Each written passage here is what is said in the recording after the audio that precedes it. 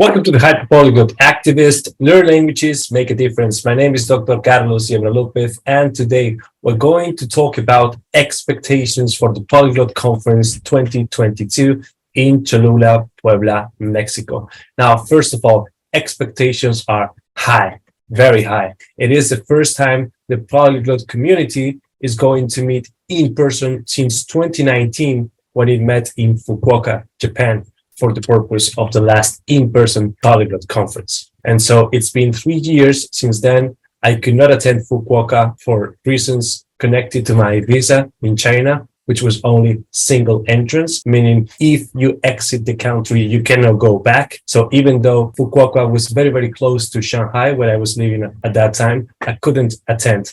So I was always looking forward to the next edition, and then the pandemic took place. So we waited for 2 more years, and now I'm ready to attend in person again. Now, obviously, I do not expect as many people as prior to the pandemic, but still a fairly large contingent of polyglots are going to attend this conference. Now, as I said, expectations are high because, amongst other reasons, my investment has been pretty high. Airfare is off the roof these days, so between travel and accommodation and tickets, we might be speaking about around $2,000, which is a significant amount of money.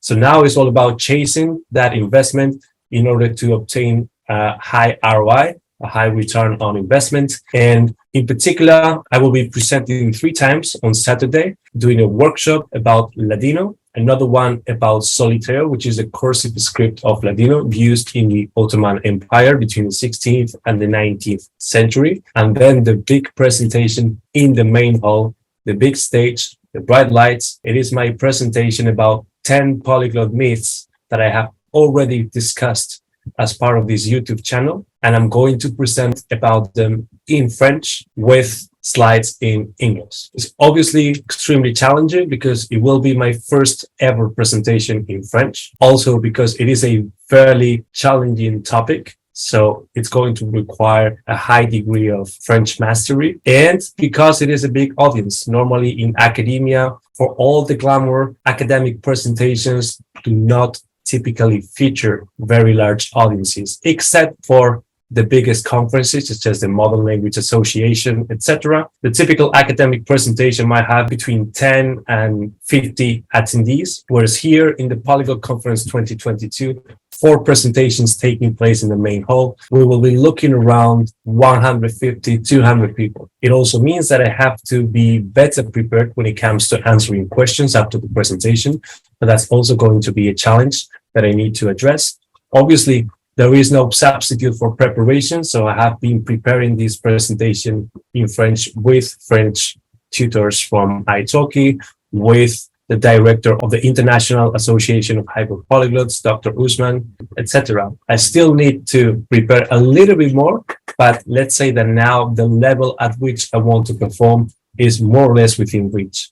Now, in addition to these 3 presentations, I also have to teach a couple of classes of Ladino remotely at the University of Oxford, and those are at a challenging time because those are 10 a.m. UK time, which is 4 a.m. in Cholula, Puebla, Mexico. So I will have to stay up late the first night because I arrive at around midnight, teach that class at 4, and then at 6:45 a.m. I have to be downstairs ready for our trip to Teotihuacan, to which I'm really looking forward.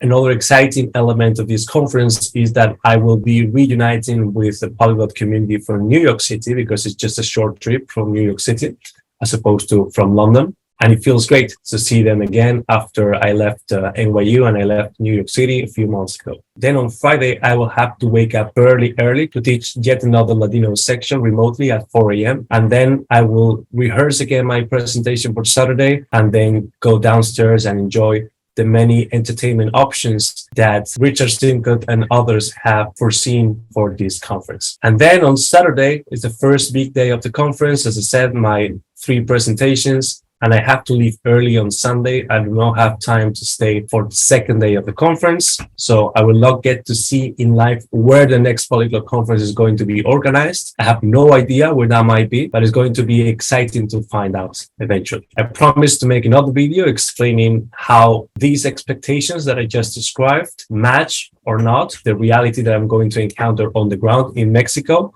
And I will post that video next week. Until then, wish me good luck and thanks for watching.